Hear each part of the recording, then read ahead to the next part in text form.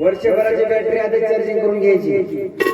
हा, वर्षभर आठवण राहिले पाहिजे आजच्या महिन्यात. या सर्वांनी हातवरती घ्या.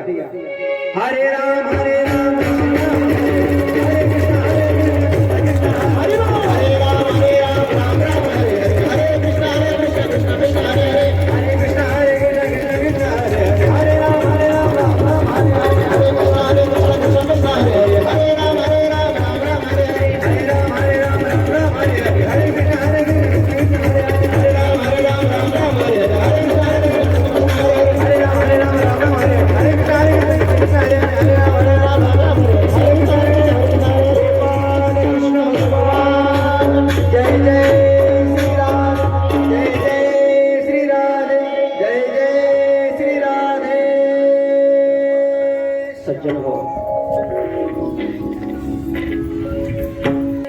भगवंताचं भजन करत निघाले आणि जात असताना आमचे स्वामीजी सांगायचे की भगवान परमात्मा माणसाची किती परीक्षा पाहिजे सांगता येत नाही. आपण नापास व्हायला नको, प्रयत्न करायचा आहे. प्रयत्न केल्याशिवाय काही भेटत नाही. ते म्हणतात ना, एखादा जर नट असला, एखादा त्याला काय म्हणतात आताच्या भाषेत, हिरो नाही का, चांगला जर हिरो असेल तर त्याला डायरेक्टर चांगलं काम देतो, अवघड आहे नाही का. आणि जर चांगला नसेल तर आपली जर चांगली परीक्षा पाहत असेल तर समजावं आपण चांगल्या प्रकारचा काय आहे. हा, परीक्षाच भगवान परमात्म्याने पहावे. सुदामजीची परीक्षा पाहण्याचा एकही चान्स सोडला नाही भगवंताने. मला एवढा त्रास सुरू झाला, मला सांगायचंय, भेटण्याकरता निघाल्यानंतरही भगवंताने सुदामजीचा रस्ता चुकवावा आणि वेगळ्या रस्त्यानं सुदामजीने जावं. रस्त्यात आडवी नदी आली आणि नदी आल्यानंतर सुदामजीच्या लक्षात आलं की आता आपल्याला पहिलं थडीला जाता येणार नाही. काय करावं, जंगल लागलेलं आहे, नदी आलेली आहे, पूर्वीच्या सारख्या व्यवस्था नव्हत्या. आणि म्हणून सुदामजीने कन्हैयाला हाक मारले आणि हाक मारल्याबरोबर तिथे एक नावाडी आला. नाव तयार झाली. नावाडी आलाय, पण नावाड्यानं काय केले, हातामध्ये काठी घेतली, खांद्यावर घोंगडी टाकली आणि घोंगडी टाकल्यानंतर मला सांगायचंय मोर पीस डोक्याला लावला. पण समोर आल्यानंतर मला सांगायचंय, सुदामजीला म्हणायला लागला का हो कुठं जायचंय तुम्हाला. तेव्हा सांगितलं, अरे बाबा मी द्वारकेच्या राजाला भेटण्याकरता चाललोय आणि द्वारकेचा राजा भेटावा अशी माझी इच्छा आहे. म्हटले बसा. नावेत बसायला पाय टाकणार खेळी आहे बरं का भगवान परमात्मा.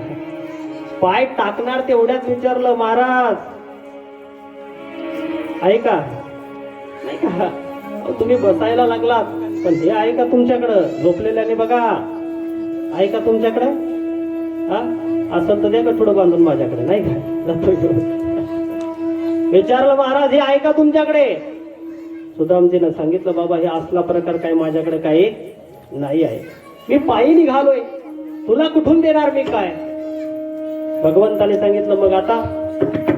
म्हटले, हे बघ बा, तुला जर पहिलं थडीला न्यायचं असेल तर ने, नसल न्यायचं तर नेऊ नको, माझा काही इच्छा नाही. आणि मग महाराज भगवंताने सांगितलं बसा. सुदामजीला भगवान म्हणायला लागले, नावाड्याच्या रूपामध्ये होते, भगवान रूपामध्ये नव्हते. सांगितलं, महाराज बसा, काही अडचण नाही, आशाला सोडण्याकरता मी जन्माला आलोय नाही का, तुमच्या सारख्यांना सोडण्याकरता मी आलोय. चांगल्याला तर कोणीही जवळ करेल, त्याच्याकडे काही नाही, यांना जवळ करणारी माणसं पाहिजे महाराज. सांगितलं बसा. महाराज बसले. सुदामजी, महाराज सुदामजीची अवस्था अशी होती की अंगावर एक धोती होती ती फाटकी, अंगावर वर टाकायला पंचा नव्हता, डोक्यात फडकं बांधलेलं तेही फाटकं होतं, हातामध्ये तांब्या होता तोही फुटका होता, हातात काठी होती तीही मोडकी होती. अवस्था आणि शरीर असं कृश झालेलं होतं, खायलाच नव्हतं तर काय, वाळून गेलेले होते. त्या हाडला हाडं मोजावी असं त्यांचं शरीर दिसत होतं. भगवंतांनी त्यांच्याकडे पाहिलं आणि नावाडी रूपात असणारा भगवान परमात्मा म्हटला, का हो महाराज तुम्ही असं मला म्हटलेत की द्वारकेच्या राजाला भेटायला चाललो. म्हटले हो. कोण आहे द्वारकेचा राजा तुमचा. म्हटले माझा मित्र आहे नाही का. महाराज भगवान होता तो म्हटला, मित्र तुमची अवस्था पाहिली का कशी आहे. अहो तो द्वारकेचा राजा झालाय आणि तुम्ही असे फाटक्या अवस्थेत तिथं चाललात. कसं ओळखेल तुम्हाला भगवान परमात्मा? महाराज सुदामजीनं सांगितलं, बाबा तुला माझ्या भगवंताचा स्वभाव माहित नाही रे. माझा भगवान कसा आहे माहिती आहे तुला? तो बाह्य रंगानं पाहत नाही किती शृंगार केला ते. तो अंतःकरणातून माझा भाव पाहतो, माझा विश्वास पाहतो, आणि तो भगवान परमात्मा जो स्वीकार करतो, बाह्य रंगानं नाही पाहत. महाराज भगवंताच्या डोळ्यात अश्रू आले. भगवंताने मनामध्ये विचार केला की सगळं जग बदललं पण माझा सुदामा बदलला नाही. आहे तसाच आहे माझा सुदामा. महाराज पहिलं थडीला नेऊन सोडलं आणि सोडल्यानंतर सुदामजीला विचारलं. सुदामजीने की दादा इथून द्वारका किती लांब आहे? भगवंताने सांगितलं तुम्ही रस्ता चुकला. आता जर तुम्हाला इथून जायचं असेल तर इथून 6 महिने तुम्हाला द्वारकेत पोहोचायला लागतील. सुदामजीनं सांगितलं आता मला जायचं नाही. सुदामजीने महाराज बिछाना टाकला, तिथं झोपले गंगेच्या काठावर आणि सांगितलं, देवा आता तुला जर गरज असेल तर तू मला न्यायला ये. आता मी तुझ्याकडे येणार नाही, आता थकलोय मी. आणि मग मला सांगायचंय. सुदामजी झोपले. झोपल्याबरोबर भगवंताने अलगत सुदामजीला उचललं आणि उचलून अलगत द्वारकेत नेऊन ठेवलं. जेव्हा जाग आले महाराज तेव्हा बाजूला काय दिसू लागले? महालच महाल दिसू लागले. कारण भगवंताने प्रत्येक पत्नीसाठी एक एक महाल बांधला होता. म्हणजे किती महाल होते? स्वर्णजडीत 16,108 महाल. उठल्याबरोबर सर्वत्र लख दिसू लागलं. सर्व द्वारका नगरी लखलखीत दिसू लागले. सुदामजीला वाटलं मला स्वप्न तर पडत नाही, नाही का? मला सांगा बरं, तुम्ही जर घरात झोपला घरामध्ये आणि कोणीतरी तुम्हाला उचललं बाहेर आणून ठेवलं, बाहेर नाही डायरेक्ट त्या कॅनल जवळ नेऊन ठेवलं कुठे, आणि आली जाग तुम्हाला पटकन, घाबराल का नाही? पण सुदामजी एकदा घाबरले पण मनामध्ये विचार केला की मी इथं आलो कुठं, मला काही स्वप्न तर पडत नाही ना, म्हणून स्वतःला चिमटी घ्यायला लागले नाही का की मी आहे जागी का झोपेत आहे नेमका. आणि अशा अवस्थेत सज्जन हो सकाळ झाले आणि सकाळ झाल्यानंतर सर्व द्वारका नगरीतील लोक इतरत्र फिरू लागले. एका व्यक्तीला बोलवलं, म्हणले हो इकडे या. काय बोला? म्हटले तुम्ही कृष्णाला पाहिलं का? असं म्हटल्यानंतर त्या व्यक्तीला वाटलं कृष्ण म्हणजे कोणीतरी एखादा असेल द्वारका नगरीतला. नाही म्हटले कोण कृष्ण? नाही नाही म्हटले तो आता द्वारकेचा राजा झाला असं कळलंय आम्हाला. मला सांगायचं, याला थोडा आवाज देऊ दादा. श्री राधे, श्री राधे. सध्या द्वारकेचा राजा झाला असं आम्हाला कळलं. महाराज त्या व्यक्तीला एवढा राग आला, तो म्हणायला लागला तुम्हाला काही कळतं का नाही? अहो द्वारकेचा राजा जो कृष्ण आहे असं तुम्ही म्हणताय, त्याला नाव घेताना कितीतरी पदव्या लावल्या जातात आणि पदवी लावून नाव घेतलं जातं. द्वारकाधीश भगवान म्हटलं जातं आणि तुम्ही त्याला साधारण एकारी नावाने हाक मार लागले कृष्णा. सुदामजीनं सांगितलं, बाबा तो माझा मित्र आहे लहानपणीचा म्हणून मी म्हटलो. मला काय माहित तो एवढा मोठा राजा झालाय नाही का. मित्राला मित्र कितीही वयोवृद्धाला भेटला तरी काय म्हणतो? मला सांगा बरं आजीबाई, तुमची जर मैत्रीण आता भेटली तुम्हाला तर तुम्ही आवाजाऊ बोलता का? हा तुम्ही बोलता आवाजाऊ? आजोबा तुमचा जर आता मित्र भेटला तर त्याला आवाजाऊ बोलता? नाही. काय गड्या काय चाललंय तुझं? त्यांना मग लहानपणीचे दिवस आठवतात. कसं आपण संत्री चोरून आणली होती नाही का हो मामा लहानपणीचे दिवस आठवतात. कसे टरबूज चोरून आणले होते, हा कसे ऊस चोरून आणले होते. मग ते त्यांचं मित्रत्व जागृत होते लहानपणीचं. आत्ता नाही का, आता जागृत होतं. तारुण्य मला सांगायचंय, वय झाल्यानंतरही माणसं मित्राला कधी आवाजावं बोलत नाहीत बोलत महाराज. सुदामजी एकेरी नावात बोलले, याचा राग आला आणि सुदामजीला वाटलं की नाही नाही आता खरंच आपला मित्र मोठा झालाय. महाराज सुदामजी उठले, कन्हैयाला भेटण्याकरता विचारलं की कन्हैया राहतो कुठे? म्हटले 16,108 माल त्याचेच आहेत, कुठेही जा. दरवाजावर जाऊन सुदामजी उभे राहिले. द्वारपालाने सुदामजीला अडवलं असं म्हटलं नाही, भागवतामध्ये असं वर्णन आलेलं नाहीये की द्वारपालाने अडवलं. द्वारपालाने त्यांना विचारलं की महाराज तुम्हाला कोणाला भेटायचंय?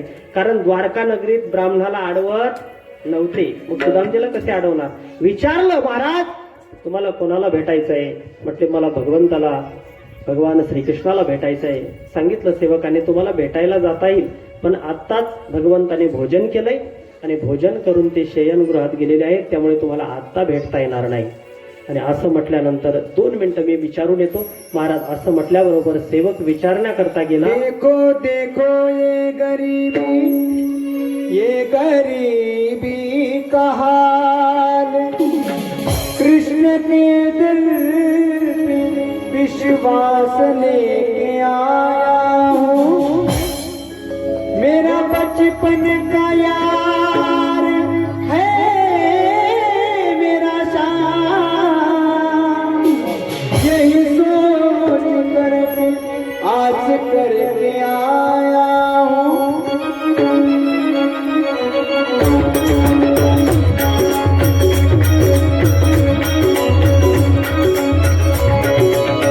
अरे द्वारपालो कन्हैया तुझे तो, अरे द्वारपालो इस कन्हैया तुझे तो, ये सुदामा गरीबा बजाए, ये सुदामा गरीबा बजाए. द्वारपालो कन्हैया तुझे तो, अरे द्वारपालो कन्हैया तुझे तो, इधर इधर सुदामा गरीबा बजाए, इधर सुदामा गरीबा बजाए. भटकते न जाने कहाँ से, भटकते न जाने कहाँ से, तुम्हारी महल के गरीबा बजाए, इधर पे सुदामा गरीबा बजाए.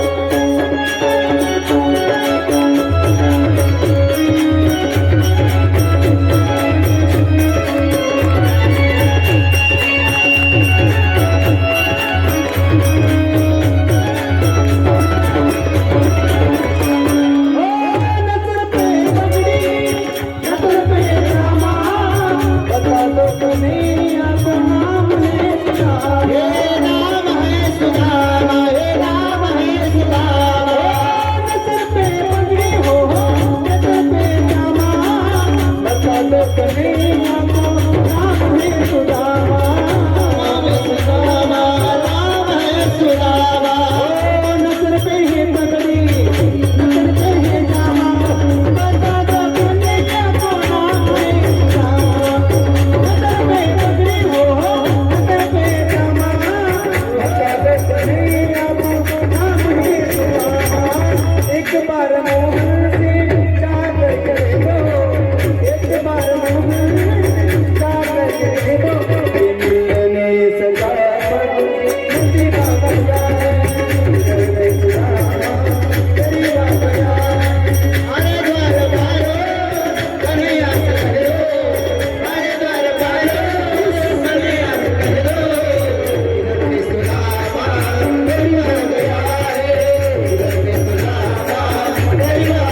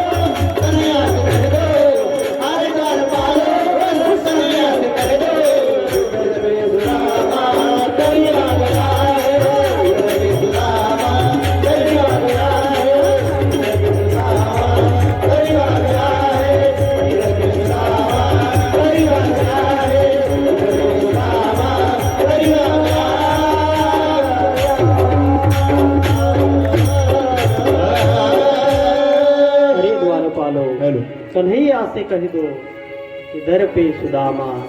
श्री राधे श्री राधे।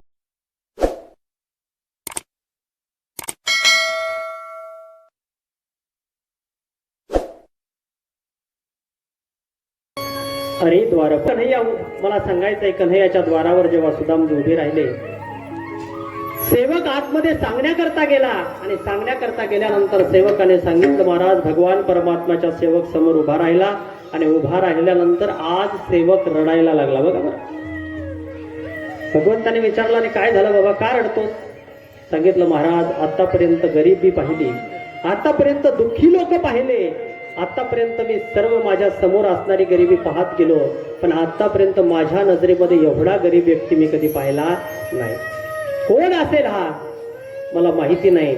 महाराज सुदामजीचा अवस्था सांगत असताना याच्यामध्ये सांगितलंय गीतामध्ये की डोक्यावर पगडी नव्हती, नेसायला चांगलं धोतर, फाटलेलं धोतर घातलेलं होतं, अंगावर पूर्ण पंचा नव्हता.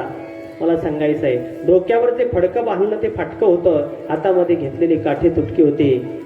रडत रडत जेव्हा भगवान परमात्म्याला तो सांगू लागला की महाराज एवढा गरीब व्यक्ती मी आतापर्यंत पाहिला नाही, किती गरिबी असावी, तुम्ही त्यांच्यावर थोडी तरी कृपा करा. देवाकडे इच्छा करावी सेवकाने. आणि इकडं सुदामजीच्या मनामध्ये शंका यायला लागली की खरंच तो नावाडी म्हणत होता ते तर खरं नसेल, कारण आता हा द्वारकेचा राजा झालाय, तेव्हा तो गुरुकुलातला आपला मित्र होता नाही का, गुरुकुलातलं मित्रत्वातलं नाता मोठा असतं. मला सांगायचंय, सुदामजीच्या मनामध्ये शंका यायला लागली की भगवान परमात्मा मला ओळखेल का नाही. का? कारण नावाड्याने शंका मनामध्ये घातली होती की अरे तो आता मोठा झालाय, तो तुला ओळख देणार नाही. सुदामजीच्या मनामध्ये विचार आला की खरंच मोठा झालाय, आता आपण भेटण्यात मजा नाही. आणि सुदामजी मागं फिरायला लागले. कुठून? द्वारावरून. मनामध्ये आलं नाही भेटणार ते. आणि बाहेर फिरायला लागल्यानंतर पुन्हा सुदामजीच्या मनात आलं की तो भगवान परमात्मा आहे नाही का, ओळखेल मला, देईल मला ओळख. एक मन म्हणायला लागलं ओळख देईल, एक मन म्हणायला लागलं देईल का नाही, देईल का नाही. महाराज मी सांगेन तुम्हाला, कधी कधी मुलंही बापाला ओळखण्याकरता नाकार देतात. सांगेन, मी नेहमी सांगत असतो, घडलेला प्रसंग आहे. एका माता माऊलीनं आपल्या मुलाला शिकवण्याकरता एवढे कष्ट केले.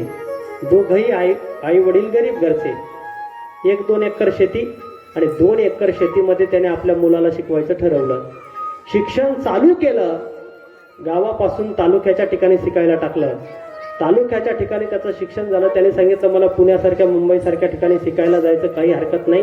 कष्ट करून त्याने 1000 रुपये, 5000 रुपये, 10,000 रुपये मुलाला द्यावे आणि मुलाला तिकडे ते खर्च करावे. तुम्हाला सांगतो अशी परिस्थिती आहे हो आमच्याकडे. आता मुलं शिकायला आहेत, मायबाप घरून 5-5 हजार रुपये खर्चा करता पाठवतात महाराज. आत्ताची परिस्थिती मला सांगायचंय, त्या मुलाला शिकवलंही, घरून कष्ट करून पैसाही दिला, पण परिणाम असा झाला सांगेन तुम्हाला मी की जेव्हा मुलगा मोठा झाला, जेव्हा त्याला चांगली नोकरी लागली, तेवढा तो श्रीमंत झाला. आणि श्रीमंत झाल्यानंतर त्याला आपल्या गरीब आईवडिलाची लाज वाटू लागली. मला सांगायचंय, जेव्हा तो श्रीमंतीत तिथं मधोन्मत्त झाला, तेव्हा त्याला आईवडिलाची आठवण राहिली नाही.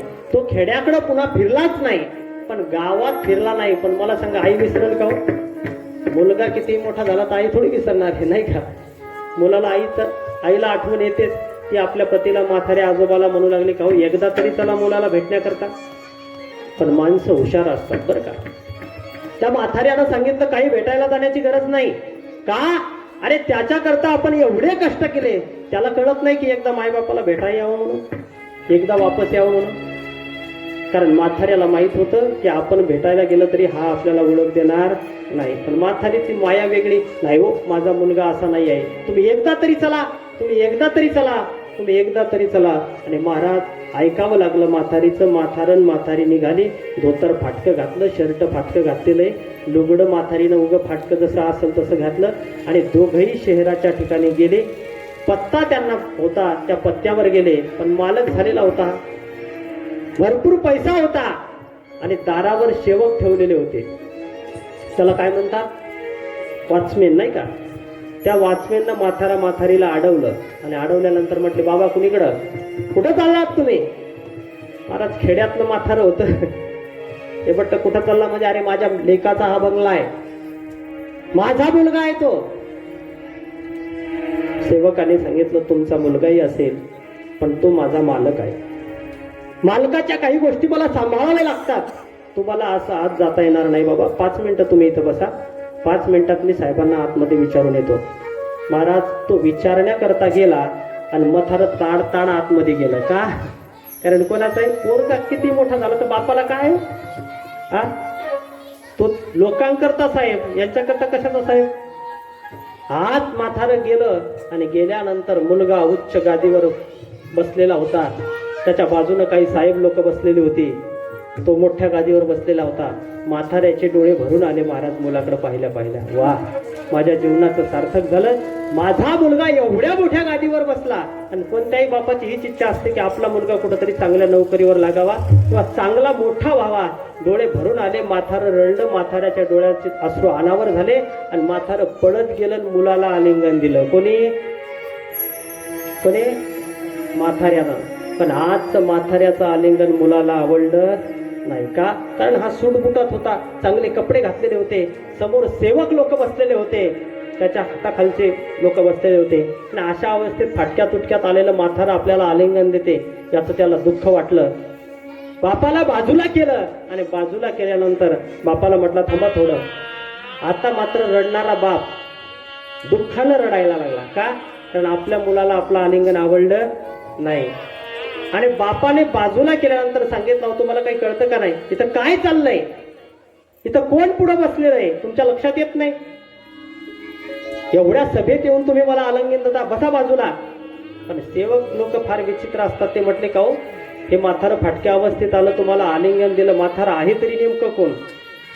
आता याला आपला बाप सांगायची लाज वाटू लागली. कारण फाटक्या अवस्थेत बाप सांगावा कसा? सांगायला लागला. म्हटलं आमच्या गावाकडे शेती आहे आणि गावाकडची शेती राखण्याकरता कोणीतरी म्हातारा पाहिजे म्हणून या म्हाताऱ्याला आम्ही शेती राखायला ठेवलंय. मला सांगायचंय सज्जनो, म्हातारं ठसा रडलं.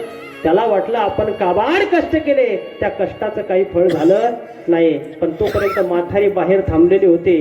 तर म्हातारी आत येत होती. म्हातारीने हे शब्द ऐकले. म्हाताऱ्याला वाटलं आपण सहन केलं, म्हातारी सहन करणार नाही. रडत अंतकरणात त्यांना अश्रू दाबले आणि रडणं थांबवलं. बाहेर आला. तोपर्यंत घडलेला प्रकार म्हातारीनं ऐकला होता. म्हातारीला सांगितलं जा तुझ्या मुलाला भेटून ये.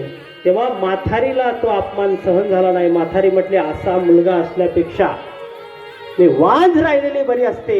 महाराज पतीचा अपमान पत्नी सहन करत नसते. म्हातारं रडायला लागलं. बाहेर आलं. सेवकाने अडवलं आणि सांगितलं म्हटले बाबा कुठं चालला?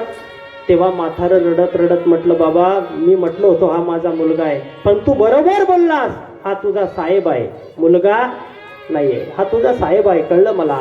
आणि म्हणून महाराज म्हातारी जेव्हा निघायला लागले सज्जन हो, तेव्हा सेवकानं सांगितलं ठीक आहे तुम्हाला नाही तिकडे थांबू दिलं, माझ्या घरी थांबा. तो म्हटला कळलं मला शहरातली लोक, कळलं मला माझा मुलगा, आता तुझ्या घरी राहायचं नाही, खेड्यात मी अर्धी खाईन आणि तिथंच मरेन, पण पुन्हा इकडला रस्ता धरणार नाही. मला सांगायचंय बापाला लोक विसरतात. मला सांगायचंय बापाला ओळख मुलगा जर देऊ शकत नाही का, तर अवस्था बरोबर नव्हती म्हणून, कपडे फाटके होते म्हणून, वस्त्र अंगावर फाटके होते म्हणून बापाला ओळख द्यायला विसरला. सुदामजीच्या मनामध्ये आलं बापाला जर विसरतात, मी तर मित्र आहे त्याचा, कसा ओळखेल मला अशा अवस्थेत, चला बाबा निघायला पाहिजे. पण महाराज सुदामजी जेव्हा वापस फिरायला लागले तेव्हा कन्हैया आतमधून जेव्हा सेवकाने सांगितलं की हे बघा अशा फाटक्या अवस्थेत तो आलेला आहे. भगवंताने विचारलं पण त्याचं नाव काय? सांगितलं त्याचं नाव सुदामा आहे. सुदामा म्हणल्याबरोबर भगवंताने पायात चरण पादुका घातल्या नाही, तसाच नंगे पाव भगवान पळायला लागले. आणि जेव्हा सुदामा वापस फिरायला लागला तेव्हा सुदामजीला भगवंताने हात मारले, सांगितलं ए सुदामा थांब. सुदामजीनं मागं पाहिलं, कन्हैया पळत आला आणि आल्याबरोबर कन्हैयानं सुदामजीला आलिंगन दिलं. महाराज आलिंगन दिल्याबरोबर कन्हैयाची सुदामजीची अवस्था पाहिली आणि कन्हैया रडायला लागला. काय तू गुरुकुलात होता? मनामध्ये विचार करायला लागला की किती हुशार होता, काय तुझी अवस्था झाली. कन्हैया रडतोय पण सुदामजी रडत नव्हते. बघा बरं का, भागवतामध्ये असे वर्णन आलंय की कन्हैयाच्या डोळ्यातून अश्रू धारा व्हायला लागल्या पण सुदामजी रडले नाही. का? कारण सुदामजीला माहित होतं जर आपण रडलो तर कन्हैयाला वाटेल की हा दरिद्री ब्राह्मण आपल्याकरता काहीतरी मागण्याकरता आलाय, नाही रडायचं. आणि म्हणून रडला नाही. कन्हैयानं आलिंगन सोडलं, विचारलं सुदामा कसा आहेस, कशी आहे तुझी अवस्था, कसं चाललं तुझं घर. तेव्हा सुदामजीच्या मुखातून एक शब्द आला. सुदामजीनं सांगितलं कन्हैया, अरे तुझी माझ्यावर एवढी कृपा आहे की माझ्यासारखा जगात एकही व्यक्ती सुखी नाही. प्रशांत आत्मा जितेंद्रिय, याला म्हणतात खरं प्रशांत, याला म्हणतात खरं समाधान. कन्हैयानं हात धरला आणि सांगितलं चला आता आज जायचंय आपल्याला. सांगितलं कृष्णा तुझी माझी भेट झाली, मला फक्त तुझं दर्शन घ्यायचं होतं, दर्शन झालं, आता मी येतो. कन्हैयानं सांगितलं असं जाता येणार नाही, तुझा मित्र आहे मी, बाहेरच्या बाहेर जर गेला तुला काही वाटणार नाही, नाही का, पण घरचे लोक काय म्हणतील, नाही जाता येणार वापस. कन्हैयानं हात धरला, घरामध्ये आणलं, आपल्या उच्च सिंहासनावर कन्हैयानं सुदामजीला बसवलं आणि बसवल्यानंतर सुदामजीचे पाय धुण्याकरता महाराज सुदामजीच्या पायाजवळ भगवान परमात्मा बसला. पायाजवळ भगवान परमात्मा बसल्यानंतर सर्व लोक वाट बघत होते की भगवंत आपल्याला काम सांगेल, नाही का, भगवंत काम सांगावा अशी इच्छा प्रत्येकाच्या मनामध्ये असायची. रुक्मिणी आईसाहेबाला आतापर्यंत भगवंताने कधी काम सांगितलं नव्हतं, पण पहिल्यांदा भगवंताने रुक्मिणी आईसाहेबाला हाक मारली, रुक्मिणी इकडे. म्हटले काय, जा देवाच्या तांब्यामध्ये म्हणजे पाणी भरून आण. का तर मला या अवधूत महात्म्याचे पाय धुवायचे आहेत. महाराज रुक्मिणीनं पाहिलं आणि रुक्मिणी तर आश्चर्यचकितच झाली. रुक्मिणी म्हणायला लागली किमनेन कृतम पुण्यम अवधूतेन भिक्षुनः, काय महात्म्यानं पुण्य केलं असेल. अरे इंद्रादिक देव आल्यानंतर सुद्धा माझा पती उठून उभा राहत नाही, तो आज या अवधूत महात्म्याचे पाय धुवायला लागला. कोण असेल हा, कोण असेल हा, काय पुण्य केलं असेल याने. आणि महाराज रुक्मिणी पाणी आणण्याकरता गेली. भगवान परमात्म्याने भगवान सुदामजीचे पाय आपल्या हातावर घेतले. पाहतात तर चालत चालत आल्यामुळे पाय सर्व आणि पायात काटे बोललेले होते. एक काटा सुदामजीचा पायातला काढावा, भगवंताने घसा रडावं. मला सांगायचंय भगवंताच्या डोळ्यातून अश्रुधारा वाहत होत्या. पायातले काटे भगवान परमात्मा काढत होता आणि पायातले काटे काढत असताना भगवंत मनामध्ये विचार करू लागला, काय सुदामाची अवस्था झाली. भगवान ज्याच्याकरता रडतोय तो किती मोठा असेल जगातला. आणि रडत असताना पाय धरलेले आहेत. नाही नसे पगत होय. महाराज डोळ्याच्या अश्रूनं भगवान परमात्म्याने सुदामजीचे पाय धुतले. रुक्मिणी माता पाणी घेऊन येईपर्यंत अश्रूनच भगवंताने काय केले, सुदामजीचे पाय धुतले. मला सांगायचंय सुदामजी करता स्नानाकरता पाणी ठेवलं गेलं. सुदामजीला स्नान घालण्यात आलं. स्नान घातल्यानंतर सुदामजीच्या पुढे पंचपक्वानाचं ताट ठेवलं आणि पंचपक्वानाचं ताट ठेवल्यानंतर सुदामजी जेव्हा जेवणार तेव्हा सुदामजीनं जेवायला नकार दिला. का नकार दिला असेल. सुदामजीनं सांगितलं कन्हैया हे जेवण मी जेवू शकत नाही. का, अरे आज तू मला पंचपक्वान्न खाऊ घालशील, नाही का, आज श्रीखंड बासुंदी सर्व पदार्थ तुम्हाला खाऊ घालशील, पण उद्या मी माझ्या झोपडीत गेल्यावर ही जीभ फार विचित्र आहे, नाही का. एकदा जर या जिभेला कुरुंद्याच्या भज्याची चव लागली, नाही का, एकदा का कुरुंद्याचे भजे खाल्ले की पुन्हा बायकोने केलेला कुठलाच भजा चांगला लागत. जीभ फार विचित्र आहे.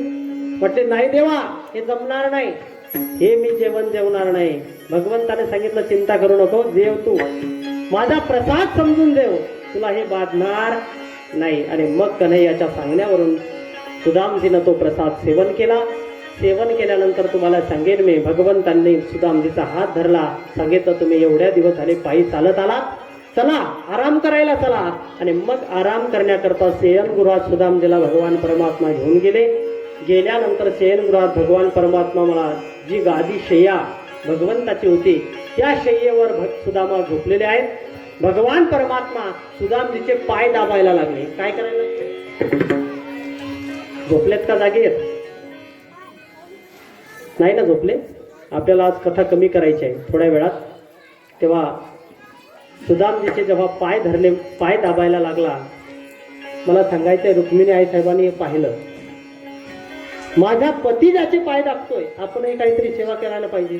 आणि म्हणून रुक्मिणी मातेनं हात पंखा आणला आणि त्या पंख्याने रुक्मिणी आई साहेब सुदामजीला हवा घालू लागल्या. आता मला सांगावं, एवढा श्रीमंत जगात कोण असेल. लक्ष्मी ज्याला हवा घालायला लागले आणि लक्ष्मीचा पती ज्याचे पाय दाबायला लागला, आणखी कोण श्रीमंत पाहिजे जगात याच्यापेक्षा. कोण श्रीमंत आहे. लक्ष्मी ज्याचे हवा आणि लक्ष्मीपती ज्याचे पाय दाबायला लागला. मला सांगायचं आहे, पाय दाबता दाबता कन्हैयाला राहवलं नाही, कारण मित्रत्व आहे नाही का. कन्हैया म्हटला, का रे सुदामा, गुरुकुलात असताना तू म्हणायचा की मला संन्यास घ्यायचा नाही का. हो कृष्ण महाराज. मित्रमंडळी म्हणतात आपल्याला काही लग्न करायचं नाही, संन्यासच घ्यायचा, लग्न करायचं नाही, संन्यासच घ्यायचा. आमच्या ना हे महाराज म्हणतात आपले योगेश महाराज. म्हटलं का हो कधी कार्यक्रम नाही नाही आपल्याला संन्यास घ्यायचा महाराज. वा, एक तरी संन्यासी असावा आमच्यात नाही का. आशीर्वाद घ्याय कोणीतरी पाहिजे ना आपल्याला. तेव्हा सुदामजी असंच म्हणायचे. कृष्ण भगवंताने विचारलं की गुरुकुलात म्हणायचे मला संन्यास घ्यायचा आहे, मला संन्यास घ्यायचा आहे. आज कन्हैयानं विचारलं, का रे सुदामा, तू गुरुकुलात म्हणायचा संन्यास घ्यायचा, पण काही लग्न वगैरे केलं का नाही. सुदामजीने सांगितलं, इच्छा तर फार नव्हती, पण आई वडिलाच्या सांगण्यावरून मी लग्न केलं. तुझ्या वहिनीचं नाव सुशीला आहे. आणि असं म्हटल्याबरोबर भगवंताने सांगितलं, वा रे वा, लग्न केलं आणि मला लग्नाला बोलवलं नाही. दोघांची चर्चा चालली. म्हटले काही हरकत नाही बाबा, नाही बोलवलं लग्नाला, पण माझ्या वहिनीनं माझ्याकरता काहीतरी खायला दिलं असेल. तू तर देणार नाही हे मलाही माहिती आहे, पण वहिनीनं काहीतरी दिलं असेल. तेव्हा सांगितलं की काहीच दिलं नाही वहिनीनं. महाराज, सुदामजी जेव्हापासून आले होते तेव्हापासून त्यांनी एक पोटली आणली होती. कशाची? कशाची? तांदळाची. त्यांनी ती अशी दाबून ठेवली. बघले, दाखवली नाही का, कारण सुदामजी विसरून गेले होते. सुदामजीच्या लक्षात आलं की एवढे एवढे राज इथं आहेत, राजमहाल आहेत, एवढ्या श्रीमंत राजकन्या आहेत, आणि एवढ्या श्रीमंतीत जर मी हे तुटके मुटके तांदूळ जर काढले तर माझ्यापेक्षा कन्हैयाचा अपमान होईल. की काय मित्र आहे. कन्हैया समजून घेईल, पण बायका समजून घेणार नाही. म्हणते काय मित्र आहे, एवढ्या दिवसाने भेटायला आला आणि तुटके मुटके तांदूळ घेऊन आलाय. म्हणून कन्हैयाच्या त्या भीतीपोटी सुदामजी लपवत होते. काय हा, असं धरून त्याने ती पोटली ठेवलेली होती. पाय दाबणं चालू होतं. कन्हैया म्हणायला लागला, सांग बाबा, काहीतरी दिलं असेल माझ्या वहिनीनं. सुदामजीनं सांगितलं, तुला कळत नाही का एकदा, मी काही आणलं. मित्र आहेत, अरे खरं सांग, काहीतरी दिलं असेल. नाही आणलं. तेव्हा कन्हैया म्हणायला लागला, का रे सुदामा, मला वाटतं तुझा स्वभाव अजून बदलला नाही. नाही का. म्हटले कुठला. नाही का, लहानपणी आपण गुरुकुलात शिकत होतो, आणि गुरुकुलात शिकत असताना आपण ते सरपण आणण्याकरता गेलतो. इकडे काय म्हणतात त्याला, सरपणच म्हणतात ना. गुरु मातेनं सरपण आणण्याकरता पाठवलं होतं. नाही, भाषा नाही कळली की फार मोठा गोंधळ होतो बरं का. भाषा कळायला पाहिजे. मी सरपण म्हणलं तुम्हाला काहीच कळलं नाही, तुम्ही म्हणून महाराज सरपण म्हणजे काय नाही का. काही काही ठिकाणी एके ठिकाणी आम्ही गेलो होतो. एक आजीबाई होती, भाषा नाही कळली की काय होतं बापू तुम्हाला सांगतो. तिकडं काय फारच बडबडी होती ती. आणि मग घरच्यांनी ठरवलं की आता पूर्वीची पद्धत होती, पूर्वीचे लग्न सोहळे चालायचे किती दिवस, किती दिवस चालायचे पूर्वीचे लग्न, 5-5 दिवस चालायचे. आताचं लग्न किती दिवस चालतं, हा 1 दिवस नाही, 1 तासच चालतं आनंदीत. नवरी आली, नवरदेव घेतला की हा पूर्वी 5-5 दिवस.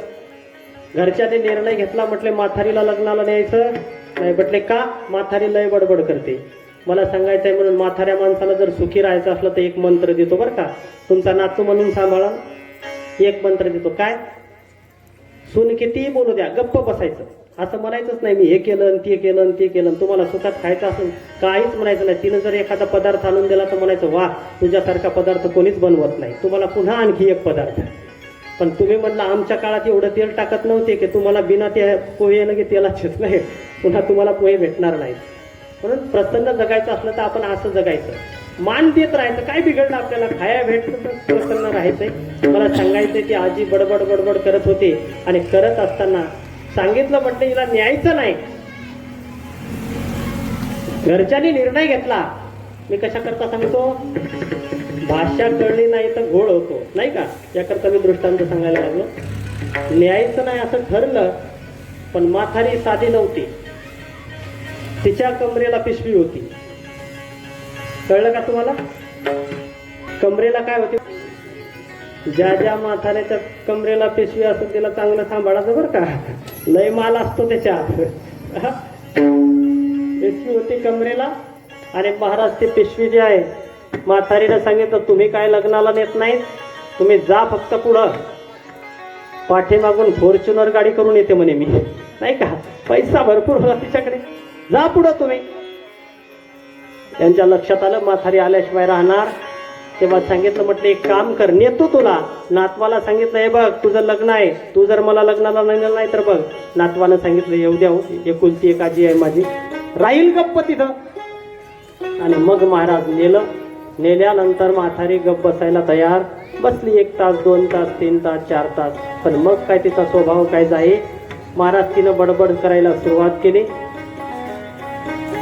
अशी बडबड करायला सुरुवात केली, काय म्हणे हा मंडप आहे, माझ्या तिथे असता तर असला मंडप घातला असता, काय स्वयंपाक केला, कसलं हे वरण आहे, कसली ही भाजी आहे, एक एक एक एक तिथं चालू झालं. एवढी बडबड करू लागली, एवढी बडबड करू लागली. तेवढ्यात नवरीचा चुलता आला. कोणाला? नवरीच्या चुलत्यानं ऐकलं की नवरदेवाची आजी अशी म्हणायला लागली, ही भाजी अशी झाली, वरण असं झालं, हे असं झालं.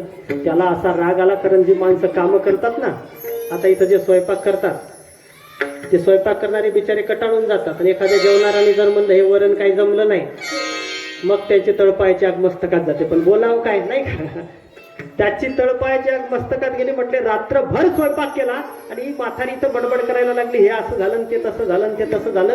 त्याला राग आला, तो म्हणे, ए म्हातारे, अशा म्हाताऱ्या चचलेल्या बऱ्या म्हणे. काय म्हणे?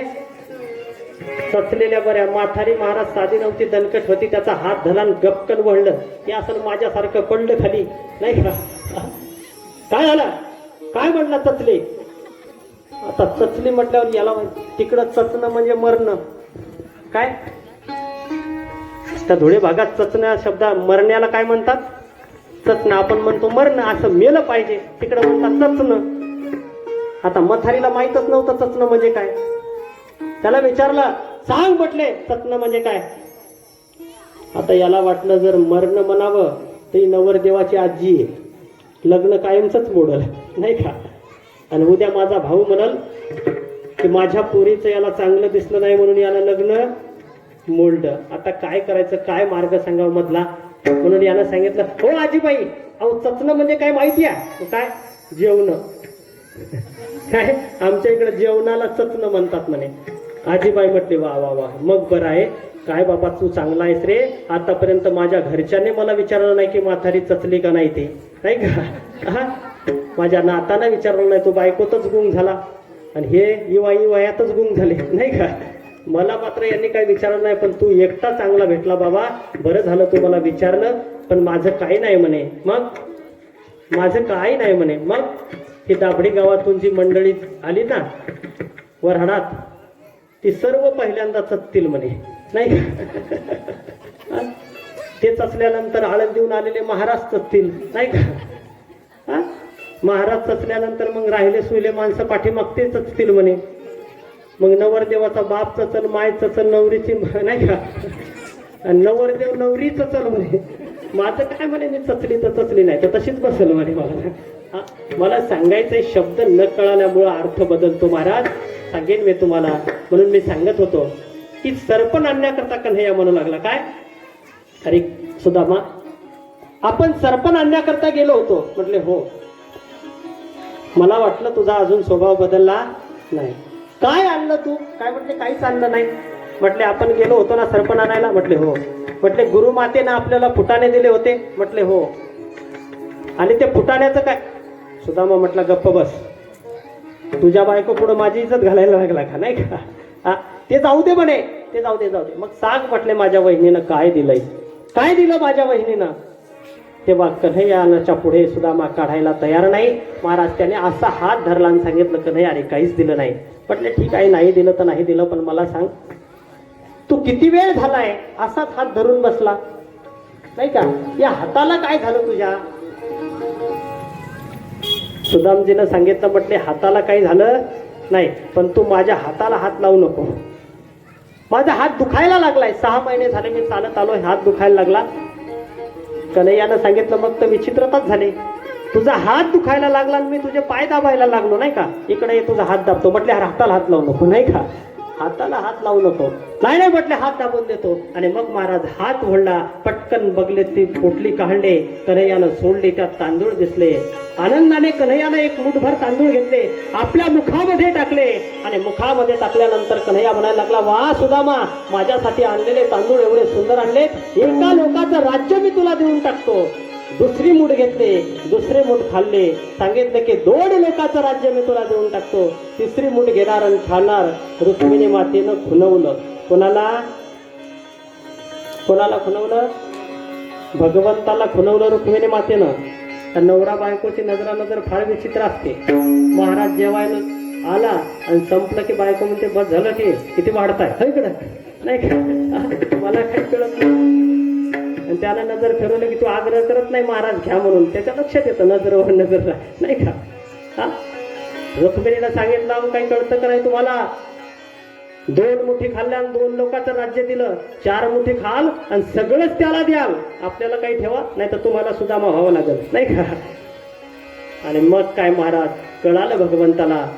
रुक्मिणी आईसाहेबाच्या हातात ते तांदूळ दिले आणि सांगितलं, म्हटले सगळ्यांना प्रसाद म्हणून बनवा. मला सांगायचं आहे प्रसाद म्हणून ते तांदूळ देण्या गेली. आणि मग आता सुदामा गप्प बसला नाही. सुदामा म्हणायला लागला, कन्हैया माझं सर्व तू विचारून घेतलं, पण तुझं काय, तुझं लग्न झालं का नाही.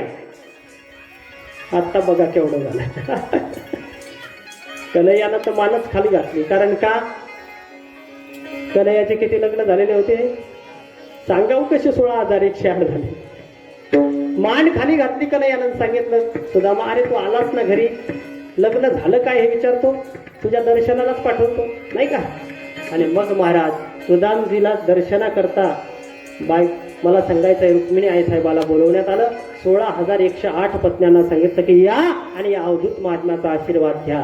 महाराज रुक्मिणी आईसाहेबाने डोकं टेकवलं, सुदामजीनं आशीर्वाद दिला. अष्टपुत्र सौभाग्यवती भव. सत्यभामा आली, सत्यभामेनं दर्शन केलं. अष्टपुत्र सौभाग्यवती भव. कन्हैयाला विचारलं, का रे बाबा ही कोण आहे, कोण, पहिली आहे ती बायको, ही कोण आहे. कन्हैया म्हटलं ही माझी बायको आहे. कालिंदी आली, दर्शन केलं. अष्टपुत्र सौभाग्यवती भव. म्हटले ही कोण आहे, म्हटले बायकोच आहे. पुन्हा आली मित्रबिंदा, दर्शन केलं. कन्हैयाला सुदामजीनं पुन्हा विचारलं ही कोण आहे. म्हणे पुन्हा पुन्हा विचारू नको, जेवढ्या दर्शन घेतील तेवढ्या माझ्याच नाही का. तू फक्त आशीर्वाद द्यायचं काम कर. आणि मग आशीर्वाद द्यायला सुरुवात झाली. अष्टपुत्र सौभाग्यवती भव, अष्टपुत्र सौभाग्यवती भव, अष्टपुत्र सौभाग्यवती भव, अष्टपुत्र सौभाग्यवती भव. असं करताना 100 झाल्या, 150 झाल्या, 200 झाल्या, 300 झाल्या. सुदामजी तर कंटाळून गेले. सुदामजी कन्हैयाला विचारलं, कन्हैया आणखी किती, तुम्ही आशीर्वाद देत राहा म्हणे नाही का. आणि मग महाराज सुदामजीचं सुरुवात झालं. अष्टपुत्र सौभाग्यवती, अष्टपुत्र सौभाग्यवती भव, अष्टपुत्र सौभाग्यवती भव. 500 झाल्या, 1000 झाल्या. माणूस बोलून बोलून